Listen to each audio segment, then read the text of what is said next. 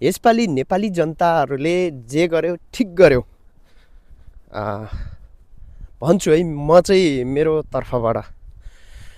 किनकि नेपाली जनताले अथवा हाम्रो देशले अहिलेसम्म स्थिर सरकार पाउन सकेको थिएन।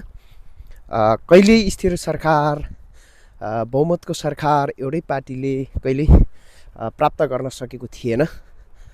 जुन 64बाट यता त्योभन्दा अगाडि त बहुमतको सरकार एकल सरकार पनि बनाएको थियो भन्ने सुनेको छ। हो होइन, त्यो त अब हामीले सुनेको कुरा हो। मैले चाहिँ किनकि पार्टी भनेर हामीले मत बाँडिरह्यौँ, तर मत बाँड्दाखेरि चाहिँ हामीलाई के भयो भन्दाखेरि सरकार स्थिर सरकार बन्न नसक्ने, स्थिर सरकार बन्न नसक्दाखेरि धेरै कुराहरू फितलो हुँदै जाने, भागबन्ड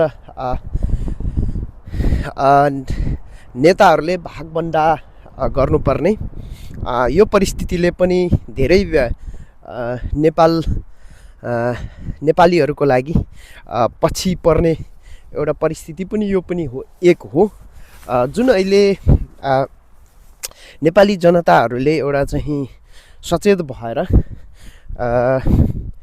जुन राष्ट्रिय स्वतन्त्र पार्टीलाई अभिमत जाहेर गर्नुभएको छ, यो साँच्चै देशको निम्ति यो एउटा चाहिँ अभाग्य हुनेछ। राम्रो यसले केही इतिहास कोर्नेछ र देश परिवर्तन हुन्छ भन्नेमा म विश्वास त छु। यसो भन्दै गर्दाखेरि हुन त पुरानो पार्टीभित्र पनि धेरै व्यक्तिहरू हुनुहुन्छ, राम्रो काम गर्ने व्यक्तिहरू। उहाँहरूलाई त इतिहासले पक्कै पनि सम्झिनेछ र इतिहासमा रहनेछ। उहाँहरू अहिले हट्दै गर्दाखेरि देशले जित्न सक्छ, किनकि स्थायी सरकार त बन्न सक्छ उहाँहरूले हट्दाखेरि। त्यसप्रति उच्च सम्मानका साथ उहाँहरूलाई पनि एउटा चाहिँ उहाँ हट्दै गर्दाखेरि एउटा बाइसनेस हिसाबले हामी लाग्नु हुँदैन, किनकि उहाँहरू हार्दै गर्दाखेरि यता स्थिर सरकार बन्छ भने त्यो पनि ठुलो कुरा हो नेपाली जनताको निम्ति। त्यो पनि ठुलो कुरा हो भनेर सम्झिनुपर्छ। त्यसरी राम्रो काम गर्ने सबै पुरानो पार्टीहरू चाहिँ सबै खराब भन्ने त छैन, एक दुईजना राम्रो हुनुहुन्छ, उहाँहरूलाई इतिहासले सम्झिनेछ।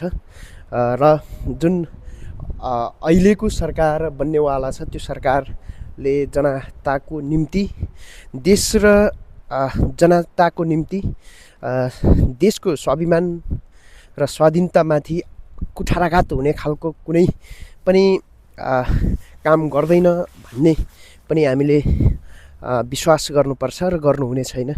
एउटा चाहिँ देशप्रति, नेपाली जनताप्रति जवाफदेही पक्कै हुने नै छ अहिलेको बन्ने सरकार। र एउटा चाहिँ अर्को कुरा चाहिँ के भने, अहिले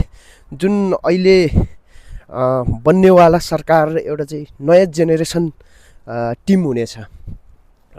पक्कै पनि त्यो नयाँ जेनेरेसन भएको हिसाबले केही समय अन्तरालसम्म चाहिँ अहिले नयाँ जेनेरेसनको एउटा चाहिँ विचार सोचले, एउटा योजनाले अलिकति पछिल्लो समयसम्म मिट गर्न सक्छ भन्ने पनि मलाई लाग्छ।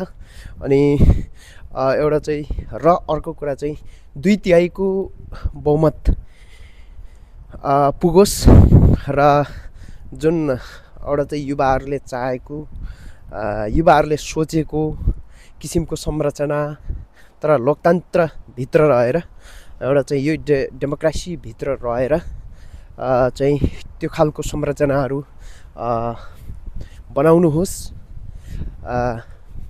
एउटा चाहिँ राम्रो जनतालाई अझ छिटो डेलिभर गर्न सक्ने कुराहरू, त्यस्तो खालको नीति नियमहरू बनाउनु हुनेछ भन्ने पनि मैले विश्वास गरेको छु।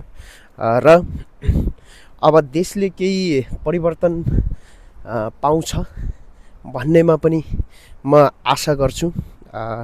हुन त फेरि हामी छिटो पनि सम्झिन्छौँ, किनकि हामी आजको भोलि दिन रातैमा परिवर्तन हुने त होइन, एउटा सिस्टममा जानुपर्छ। सिस्टममा गएपछि परिवर्तन भन्ने चिज हुन्छ। एउटा सिस्टममा तपाईँहरूले लानुहुन्छ भन्ने पनि मैले विश्वास गरेको छु। किनकि बहुमत नआउँदाखेरि संविधान सभामा पनि त्यति बेला कम्युनिस्ट पार्टी नेपाल अथवा माओवादीले पनि 2064बाट यता भोग्दै आएको हो। त्यसले गर्दाखेरि संविधान सभा सम्पन्न गर्नु नै 10 वर्ष लाग्यो।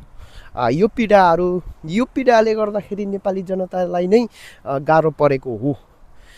त्यसैले अहिले जुन रासोपाको एउटा हुडुटी छ, जो टिम छ, त्यसले 2/3 मत पाएर संविधान संशोधन गर्नेदेखि लिएर एउटा जनहित र एउटा देशको निम्ति छिटो डेलिभर हुन सक्ने एउटा झमेला नहुने खालको कानुनहरू, नीति नियमहरू बनाएर देशलाई, जनतालाई छिटो परिवर्तन को बाटोमा लानुहुन्छ भन्ने कुरामा पनि म एकदम विश्वास व्यक्त गर्न चाहन्छु। र अब नयाँ बन्ने सरकार एउटा टिम राम्रो छ, युवा जेनेरेसनहरू छन्। युवाहरू र सबै प्रति साँच्चै नै सम्बोधन गर्नुहुन्छ, पुग्छ भन्ने पनि म आशा गर्छु। धन्यवाद।